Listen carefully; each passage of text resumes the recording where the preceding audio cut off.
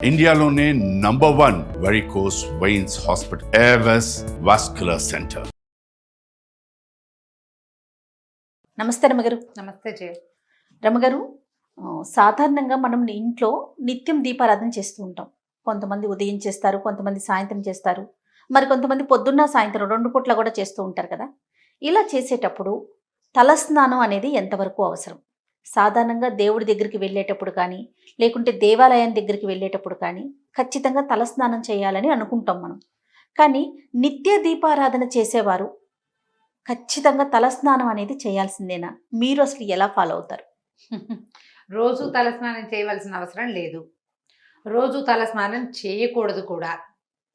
నిత్యము తలస్నానం చేయకూడదు.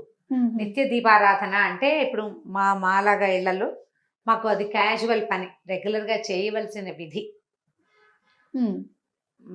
పడుకోవటం లేవటం లాగా దీపారాధన చేయడం అనేది అంత అత్యంత సహజమైన క్రియ. అలా కాకుండా ఇళ్లల్లో లేవు పెద్దగా. మీ పెద్దవాళ్ళు ముందు తరాల్లో ఎవరు చేయలేదు. ఇప్పుడు ఈ తరంలో మనకు అలవాటు, మనకు నచ్చింది, దీపం ఉంటే బాగుంది అనిపిస్తుంది. అది చాలా మంచిదని మనం మిగిలిన పెద్దవారి దగ్గర వింటుంటారు, చేసుకోవాలనుకుంటారు. మనం కూడా చేయాలి అని చాలా కుటుంబాల్లో వారానికి ఒకసారి దీపం పెట్టేవి కూడా నా చిన్నప్పుడు నాకు తెలిసి చేయాలి. నా ఫ్రెండ్స్లో చాలామంది ఇళ్లలో పండగలప్పుడే దీపారాధన చేసి మామూలు రోజుల్లో ఊదొత్తులు వెలిగించే వాళ్ళని కూడా నేను చూశాను. నాకు తెలుసు కేవలం రోజు ఊదొత్తులు వెలిగిస్తారు దేవుడికి. దీపాలు ఏం పెట్టరు. దేవుడు గూడు దిగుడు ఓ పక్కన ఉంటుంది అంతే. అది పండగలప్పుడు, పబ్బాలప్పుడు, పుణ్యకార్యాలప్పుడు చేసుకునేదే తప్ప మాకు మళ్ళీ రోజు దీపారాధన, నిత్య దీపారాధన ఉండదు. నిత్య పూజ అవి అందరిలోనూ ఉండేవి కాదు ఇది వరకు.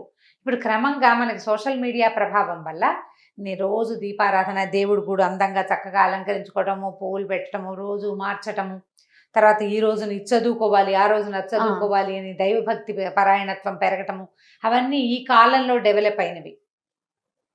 ఇవాళ రేపు డెవలప్ అయినవే తప్ప అందరూ చేసేవాళ్ళు కాదు. కానీ ఇప్పుడు మనం చేయాలనుకునే వాళ్ళ సంగతి. తలస్నానం అసలు సాధారణంగా మామూలుగానే అసలు వారంలో అన్ని రోజులు తలస్నానాలు చేయకూడదు. ఓహో. బుధవారము, శనివారము ఈ 2 రోజులే తలస్నానానికి అంటే తలంటుకి శ్రేష్టం. బుధ మరియు శనివారాలు. మిగిలిన వారాలన్నీ తలస్నానం చేయకూడదు. పైగా ఏమి నెత్తికి నూనె రాసుకోకుండా, ఏం పెట్టి రుద్దుకోకుండా నెత్తి మీద నీళ్లు పోసుకోవటం అశుభం, తప్పు, పనికిరాదు. అవి మరణాలు సంభవించినప్పుడే అట్లా నెత్తి మీద నీళ్లు పోసేసుకుంటారు. నూనె అంటూ ఉండదు, రుద్దుకోవటము ఉండదు. ఆ తల ఆరదు. అలా స్నానం చేసి నెత్తి మీద నీళ్లు పోసుకుని దీపం పెట్టడం చాలా తప్పు, చేయకూడదు. అది అశుభ కార్యాల్లో చేసేది. ఖచ్చితంగా నూనె పెట్టుకోవాలి లేదా ఏదైనా పెట్టి రుద్దుకోవాలి. 2. ఇప్పుడు తల స్నానము అంటే వాటర్ వాష్ కాదు. ఓకే. వాటర్ వాష్ ఒకవేళ విషయం పూర్తవని వాటర్ వాష్ ఒట్టిగా నీళ్లు పోసుకోవటం అని అనేది అశుభాల్లో చేస్తారు. జ్ఞాపకం పెట్టుకోండి.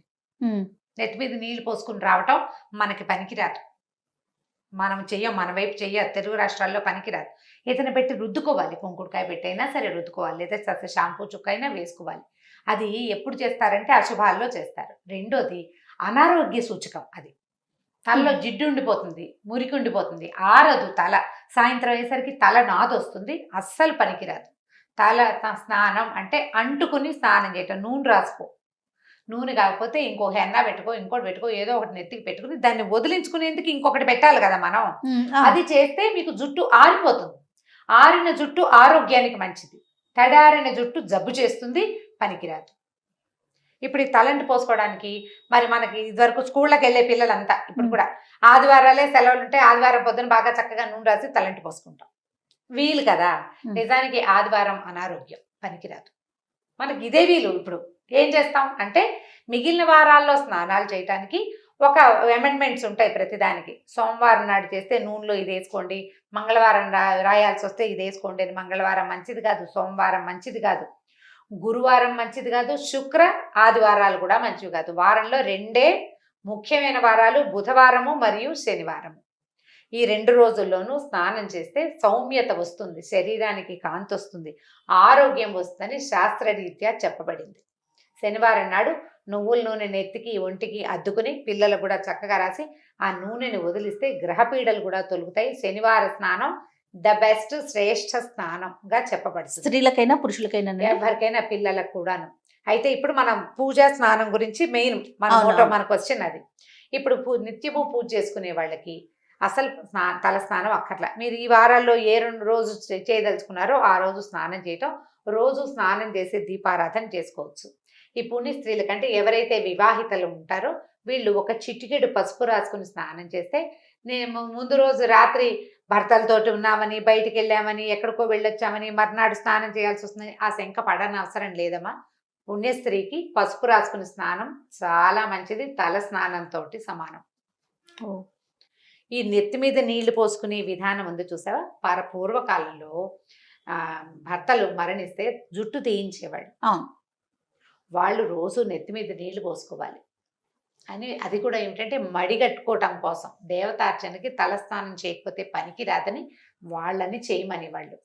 ఇప్పుడు మనకు అసలు ఆ విధానమే లేదమ్మా. అలాంటి బ్యాడ్ ఐడియాస్ అన్ని తీసి పక్కన పెట్టండి, వాటిలోకి వెళ్ళొద్దు అసలు. మన జీవితాలే అట్లా లేవు, మన పద్ధతే అది కాదు. భర్తలు లేకపోయినా, మరణించినా, లేకపోతే మీరు ఏదైనా డివోర్స్ లాంటివి తీసుకున్నా, ద్వితీయ వివాహానికి అవకాశం ఉన్న రోజు ఇది. ఎందుకు పూర్వకాలపు ఆలోచనల్లోకి వెళ్ళాలి మనం? మరి వారాల్లో స్నానం చేయకూడదని పూర్వకాల ఆలోచన కాదా మీది? నీ నెక్స్ట్ క్వశ్చన్ అదే, నీ మొహంలో అదే ప్రశ్న కనిపిస్తుంది. నేను చెప్తాను చూడండి. ఇప్పుడు నెల మొదట్లో ఆదివారం మొదలైంది, వారాలు రోజు మారేసరికి సూర్య గమనం మారుతుంది. మనకి సండే, మండే, ట్యూస్డే ఇంగ్లీష్లో చదువుకుంటాం. తెలుగులో ఆదివారము అంటే రవివారము సూర్యుడి, సోమవారం అంటే చంద్రుడిది, మంగళవారం అంటే కుజుడిది, బుధవారం అంటే బుధుడిది. ఇవన్నీ గ్రహాలకు సంబంధించిన రోజులమ్మా. ఈ రోజుల్లో సూర్య గమనం మారుతుంది కాబట్టి చంద్ర గమనం మారుతుంది. చుక్కలు పెరుగుతాయి, తగ్గుతాయి, చంద్రుడి కళలు పెరుగుతాయి, తగ్గుతాయి. మనం చూడండి, ఆది సోమవారాలకు 2 వారాలు గడవంగానే అమావాస్య వస్తుంది.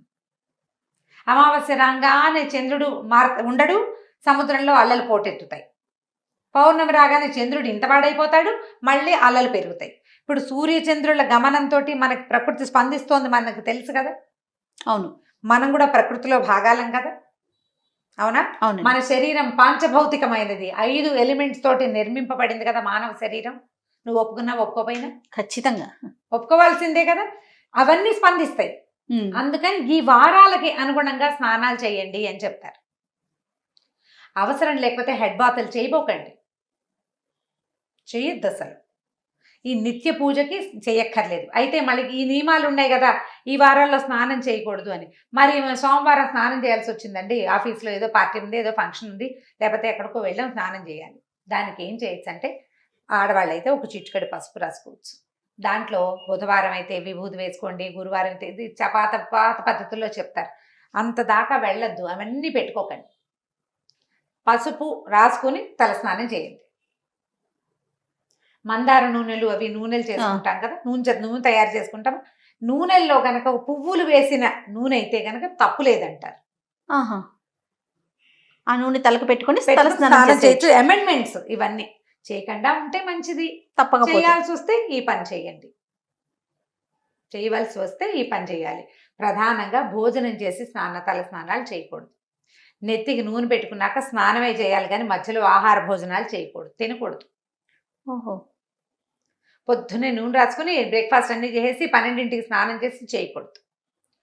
పాత పద్ధతి చెప్తున్నా, తర్వాత మీ ఇష్టం.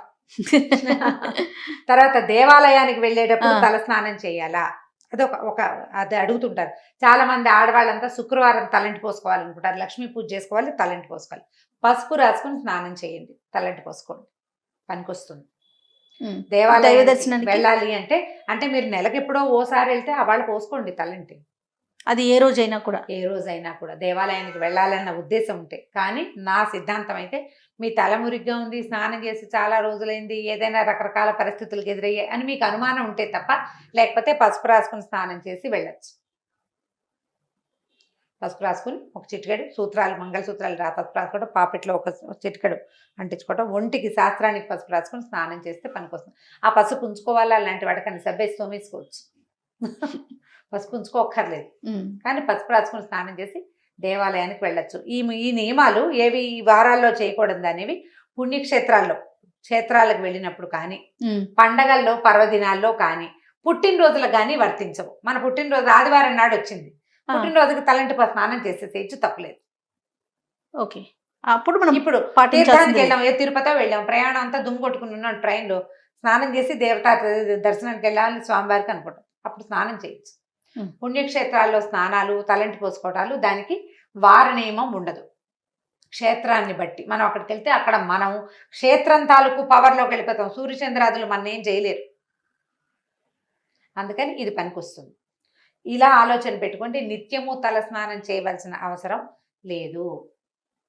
వారానికి ఈ 2 రోజులు పెట్టుకుని స్నానం చేయొచ్చు. మీకు అనుమానము శంక ఉంటే ఎవరైనా సరే, పెళ్ళైన ఆడపిల్లలందరూ, ఆడవాళ్ళంతా కూడా పొద్దున్నే బాత్రూంలో పసుపు ఉంచుకోవటం, ఒక చిటికెడు పసుపు ఒక మగ్గు నీళ్ళల్లో వేసి ఒంటి మీద పోసుకోండి. అనుమానం లేకుండా, శంక లేకుండా, ఏదైనా తప్పు చేస్తున్నామేమన్న భావన లేకుండా ఉంటుంది. పసుపు ఎలాగో యాంటీబయాటిక్, మనకి స్కిన్కి చాలా అవసరమైంది, ముఖ్యమైనది. ఆ శంక లేకుండా పోతుంది. ఏమీ తప్పులేదు, శుభ్రంగా చేయొచ్చు. అంతే. నమస్తే. నమస్తే జీ.